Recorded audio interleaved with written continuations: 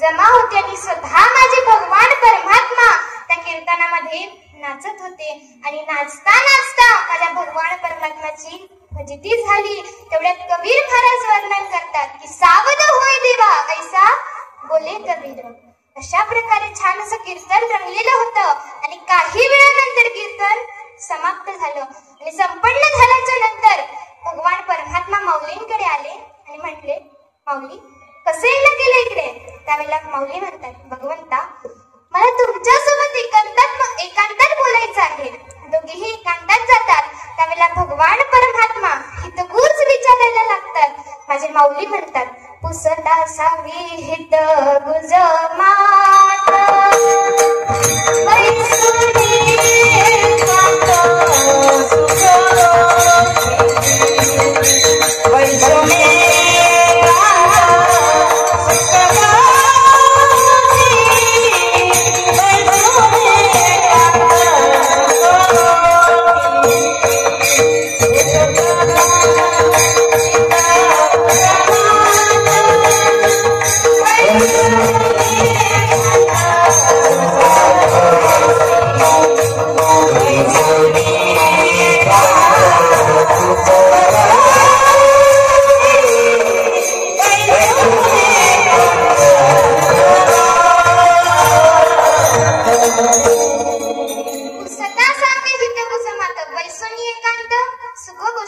अशा प्रकारे दोघांचा छान असा संवाद तिथे चालू झालेला आहे आणि संवाद करता करता माऊली भगवान परमात्म्याला म्हणतात, परमात्मा मी विचार केला आहे की संपूर्ण तीर्थक्षेत्राला जावं पण सोबत नामदेव महाराजांना घेऊन जावं।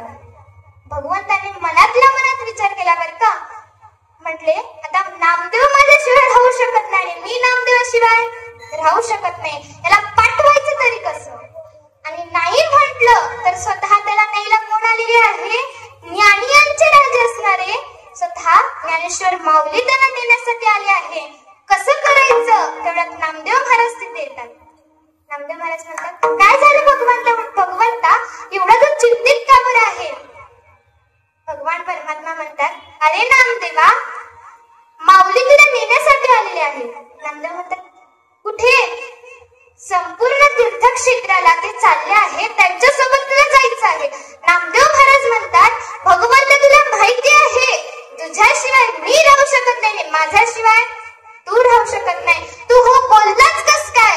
त्यावेळेला भगवंत म्हणतात, अरे राजा ऐक ना, स्वतः तुला नेण्यासाठी कोण आले आहे?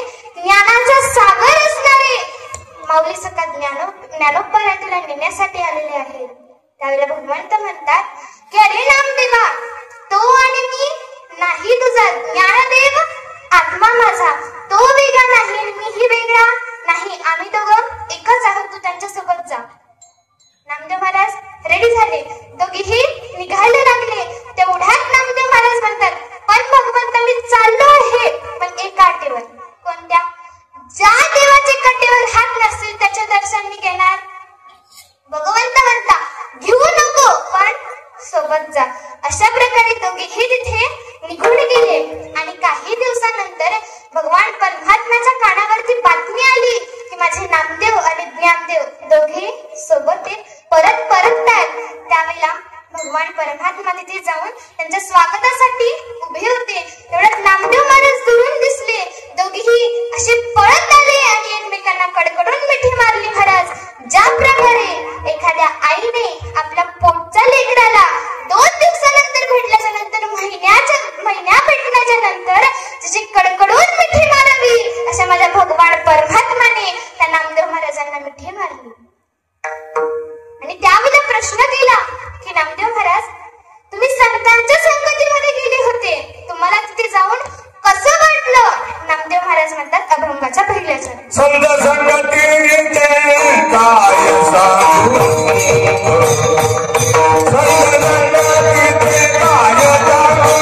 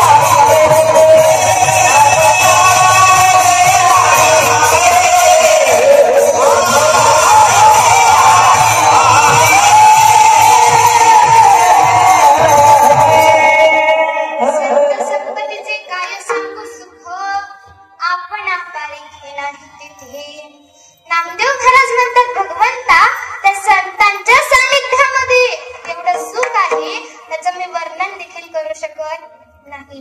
आता संगती आपल्याला दोन प्रकारची पाहायला मिळतात बघा. संतांची संगत आणि एक कुसंगत, म्हणजेच चांगली संगत आणि दुष्टांची संगत.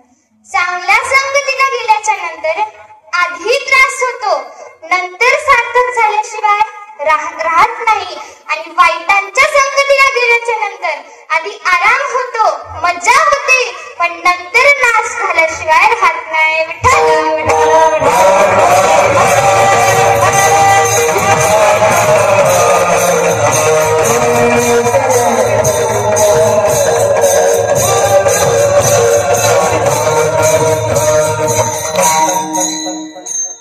बघा, तुम्ही एखादं जर पुस्तक वाचलं तर त्याचा प्रभाव तुमच्यावरती पडेल की नाही याची गॅरंटी मी घेत नाही.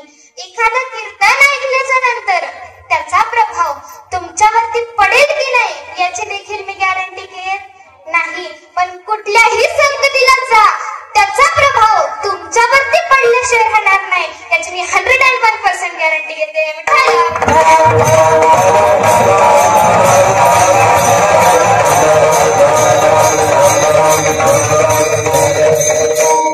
आपल्या हातात असतं आपल्याला कुठल्या संगतीला जायचं आहे. संतांच्या संगतीला जायचं आहे की दृष्टांच्या संगतीला जायचं आहे. संतांच्या संगतीमध्ये आधी थोडंसं ऑफवर्ड फील होतं, आधी थोडंसं कठीण वाटतं, परंतु नंतर गेल्याच्या नंतर आपलं सार्थक होत. बघा, श्रीमद भागवतामध्ये भागवतजींचे महात्म्य सांगत असताना एक आत्मदेव नावाच्या ब्राह्मणाची कथा आलेली आहे. ती मी तुम्हाला थोडक्यात सांगून जाते. तो खूप श्रीमंत होता. त्याच्या बायकोचं नाव धुंदुली असं होतं. आणि त्याला किती दिवसापासून मूलप्राप्ती नव्हती. आणि किती दिवसानंतर त्याला एक मूलप्राप्ती झाली. त्याचं नाव ठेवलं त्याने धुंदुकारी. आणि त्याच्याकडे एक गाय होती. त्या गायीच्या पोटी देखील एक मनुष्य रूप धारण केलेला एक मुलगा त्याला प्राप्त झालेला, परंतु त्याचे कान जे होते ते गायीसारखे होते, म्हणून त्याचं नाव त्याने काय ठेवलं? गोकर्ण. अशा प्रकारे दोघेही ब्राह्मणाचे मुलं होते, म्हणून त्याने दोघांनाही वेदाच्या पाठशाळेत सोडून दिलं. दोघेही तिथे राहू लागले. गोकर्ण जो होता तो जिद्दीने अभ्यास करायचा, मनापासून अभ्यास करायचा. जसे आमच्या महारुद्र वारकरी शिक्षण संस्थेमधल्या विद्यार्थिनी आहे, मनापासून अभ्यास करतात, जिद्दीने अभ्यास करतात. त्याच प्रकारे तो गोकर्ण देखील जिद्दीने अभ्यास करायचा. गुरूंनी दिलेल्या प्रत्येक आदेशाचं पालन करायचा. परंतु धुंदुकारी जो होता, म्हणजेच धुंदुलीचा मुलगा जो होता, तो दृष्टांच्या संगतीला गेला होता. दृष्ट कर्मे करू लागला, पाठाला जात नव्हता, गुरूंनी दिलेला आदेश पाळत नव्हता. अशा प्रकारे तो दृष्ट कर्मे करू लागला. आणि ज्या वेळेला दोघांचाही अभ्यास संपला तर दोघांनाही परत घरी पाठवण्यात आलं.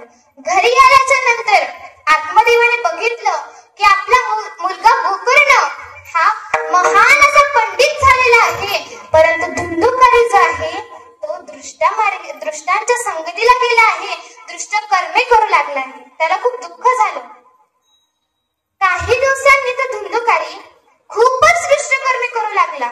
छोट्या मुलांना खेळायचं म्हणून कडेवरती घ्यायचा आणि जाऊन विहिरीमध्ये ढकलून द्यायचा. रस्त्याने कोणी चाललं असेल तर त्याची लुटमार करायचं, त्याच्याकडे जेवढं धन असेल तेवढं स्वतः घेऊन घ्यायचा. हाणाकार, कोणाला मारायचा, कोणाला लुटायचा, वेगवेगळी दुष्टकर्मे करायला लागला. आणि काही दिवसानंतर चौसरचा खेळ माहिती तुम्हाला, तो खेळायला लागला. आणि तो खेळत असताना त्याने आपल्या पिताची म्हणजेच आत्मदेवाची जी काही संपत्ती होती ती सगळी उधळून लावली.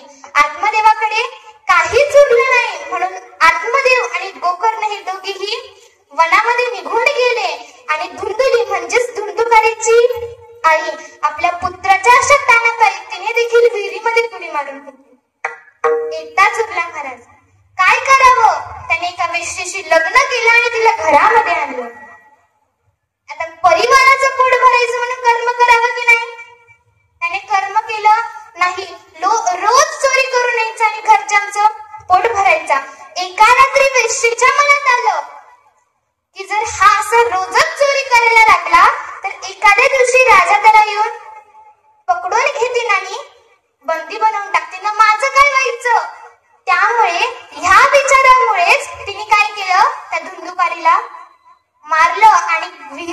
फेकून दिलं. आणि ज्यावेळेला दुसऱ्या सकाळी गावकऱ्यांनी विचारलं की धुंदुकारी कुठे गेला, त्यावेळेला ती सांगते की माझे पती काही पैसे कमवण्यासाठी विदेशामध्ये गेले. बघा महाराज. आणि काही दिवसानंतर तीही ते गाव सोडून चालल्या जाते. आता त्या धुंदुकारीने एवढे दृष्ट कर्म केलेले होते, एवढं पाप केलेलं होतं की त्याला कुठल्याच योनीमध्ये जागा भेटली नाही. म्हणून त्याला प्रेत योनीमध्ये टाकण्यात आलं. तो त्या विहिरीजवळच पाण्याने व्याकुळ होऊ लागला. त्याला त्रास होऊ लागला. त्याला भूक लागलेली होती. त्याला श्वास घ्यायचा होता. अशा वेगवेगळ्या वेदना त्याला होत होत्या.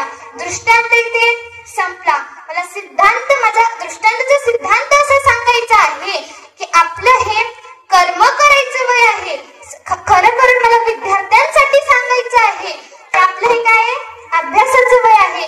Social media, reels, Instagram, YouTube आपल्याला मोठं झाल्यानंतर पण भेटेल, पण जर ही अभ्यासाची वेळ निघून गेली तरी नंतर कधीच येणार नाही. माझा बाप विठाला.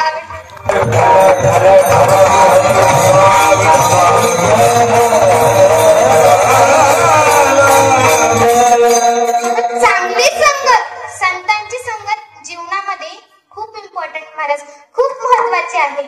अर्धा क्षण जरी संतांची संगत प्राप्त झाली ना महाराज तरी आपलं सार्थक झाल्याशिवाय. मला माझं दृष्टांतवादी कीर्तन संपवायचं नाही, परंतु माझा सिद्धांत तुम्हाला पटवून द्यायचा आहे. बघा, एक वेळ साधू महाराज होते. ते गंगेमधून स्नान करून येऊन गंगेच्या काठावरती बसले. तेवढ्यात त्या राज्याचा जो राजा होता ते तिथनं चालला होता आणि एक बगळा तिथे आला. तो आपली चोच पाण्यामध्ये डुबवायचा आणि एका दगडावरती घासायचा. पाण्यामध्ये डुबवायचा आणि दगडावरती घासायचा. तेवढ्यात साधू महात्मे एक वाक्य बोलतात, घीस घीस कर तिखी करे ऊपर लगाया पानी, घीस घीस कर तिखी करे ऊपर लगाया पानी, जिसका रंग तुम तिखी करे वो सब हम जाने. आणि तो राजा तिथनं चालला होता. त्याने ते वाक्य ऐकल्याने विचार केला की साधू संतांच्या मुखातून पडलेलं वाक्य आहे, यात नेमके आपला काहीतरी फायदा असणार. त्याने ते वाक्य पाठ करून घेतलं आणि सारखं सारखं तेच म्हणू लागला, घिस घिस कर तिखी करे ऊपर लगाया पानी, जिसका रंग तुम तिखी करे वो सब हम जाने, असं म्हणू लागला. आणि गंमत अशी झाली महाराज, त्या राजाच्या राणीला, त्या राजाच्या, तुम्ही पण घेता का नाही ना, तर त्या राजाचा जीव घ्यायचा होता. म्हणून तिने त्या राज्यामधल्या त्या नाव्याला बोलवलं आणि सांगितलं की तू उद्या राजवाड्यामध्ये यायचं. कशासाठी? महाराजांची दाढी करायसाठी. आणि दाढी करता करता महाराजांची मान कापायची. बरं, नावी म्हणतो, महाराणी साहेब जर राजांना कळलं तर ते सर्वात आधी माझीच मान कापतील.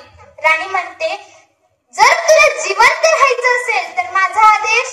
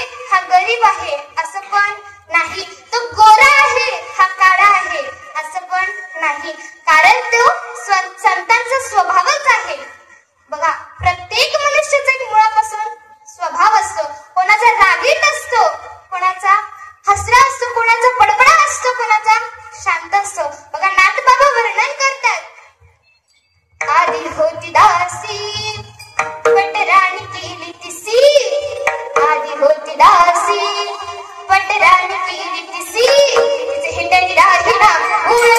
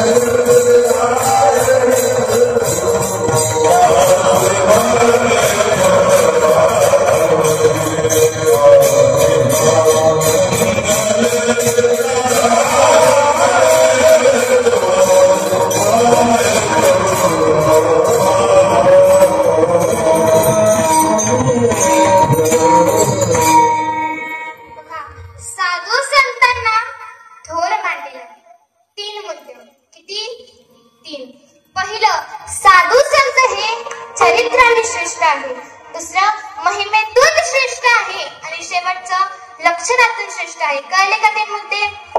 सांगा पहिला. झोपले का काय? सांगा ना पहिला मुद्दा.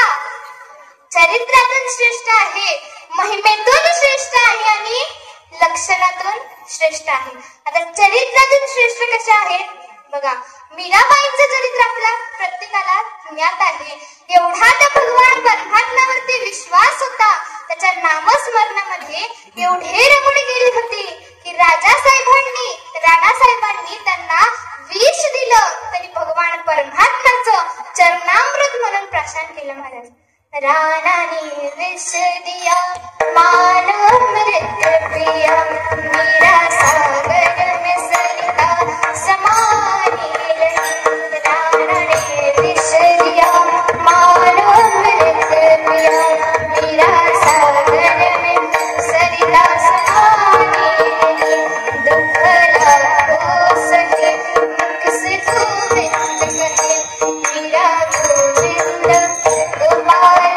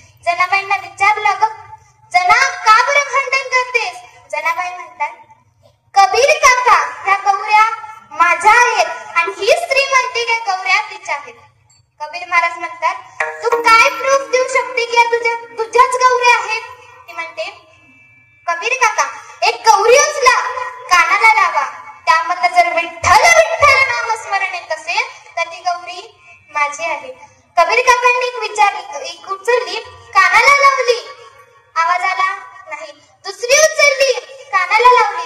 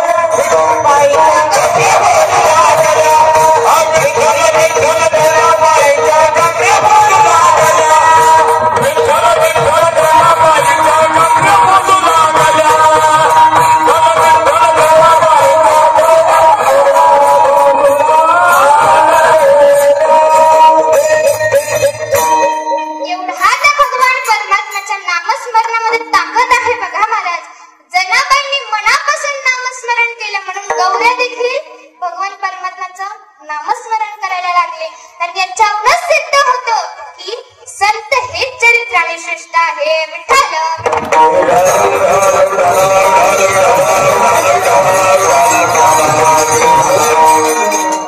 संत हे महिमेतून देखील श्रेष्ठ सांगितले आहेत.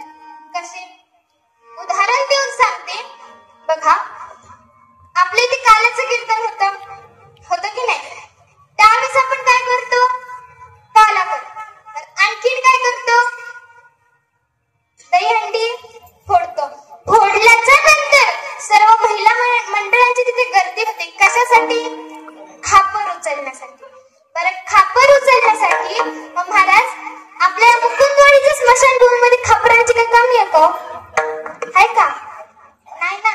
मग सप्त्यातलंच काल्याच्या कीर्तनातलंच खापर कशाला?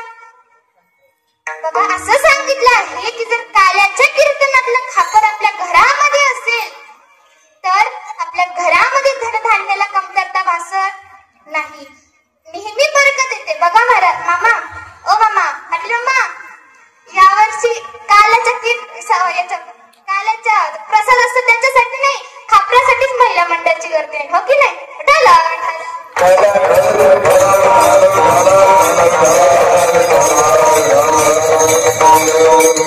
बघा, खापराचं महत्व कळलं, त्याचा महिमा कळला म्हणून आपल्या मनामध्ये त्याच्यासाठी किंमत जागृत झाली.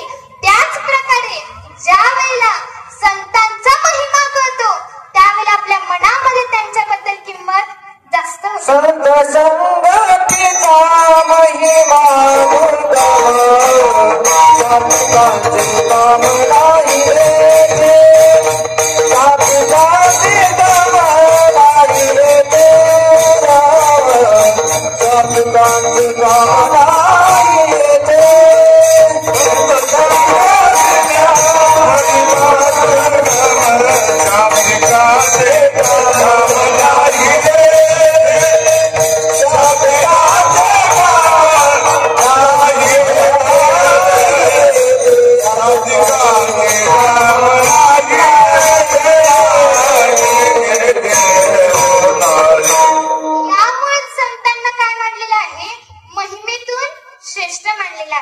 तिसरा मुद्दा होता संतांना लक्षणातून श्रेष्ठ मानलेला आहे.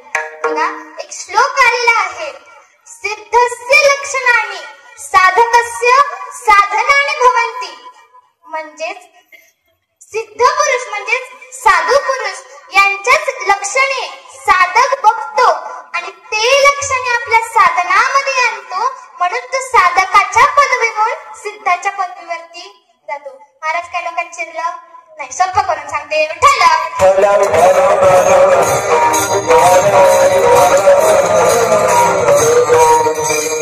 एका माणसाला झोप येत नव्हती.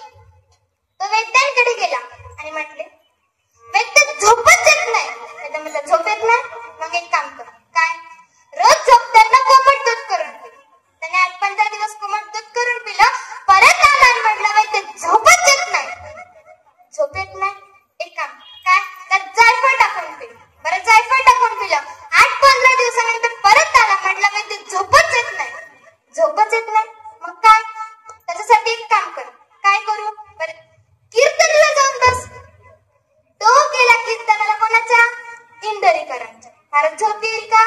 हसू हसू पोट दुखलं पण झोप आली नाही. पण मग परत आला, म्हटलं, वैद्य झोपच येत नाही. वैद्य म्हटले, आता एक शेवटचा पर्याय माझ्याकडे. काय? एखादा गाढ झोपलेला मनुष्य असेल त्याच्या बाजूला जाऊन तुझं आथरून टाक. आथरून टाकून काय करू? चिमटा काढू का? तुम्ही काढता का? चिमटा काढायचा नाही, उलट त्याच्या बाजूला जायचं. आता झोपलेल्या माणसाचे डोळे कसे असतात महाराज? बघा तुमच्या आजूबाजूला. नका पाहू, कोण नाही झोपलं, इकडं पहा मला. झोपलेल्या माणसाचे डोळे कसे असतात? बंद असतात. तूही तुझे डोळे काय कर? बंद कर. बरं, ठीक आहे. आणखीन काय करू? झोपलेल्या माणसाचं मन हे विचार शून्य असतं. तू देखील तुझं मन विचार शून्य कर.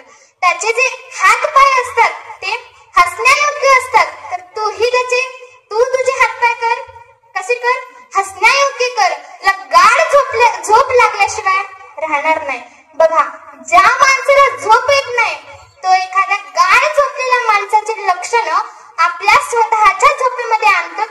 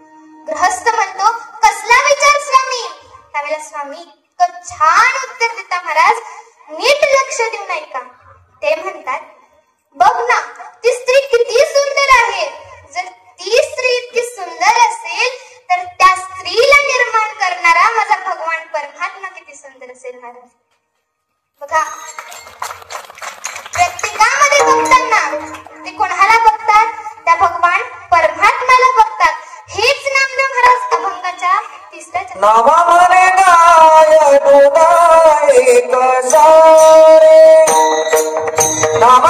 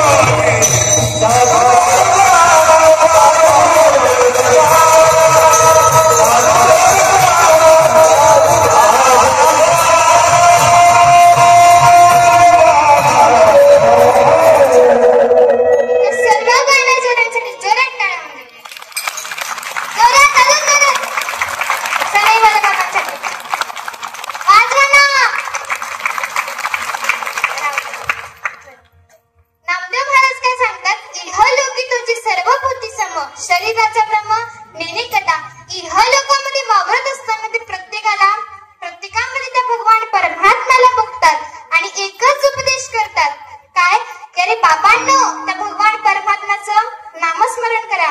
या शरीराला बघणं सोडून द्या. हे शरीर मुळात आपलं नाहीच आहे. देह हे काळाचे धन कुबेराचे. हे देह आपला नाही. पंचमहाभूतांकडनं काही दिवसांसाठी भाड्याने आणले आहे.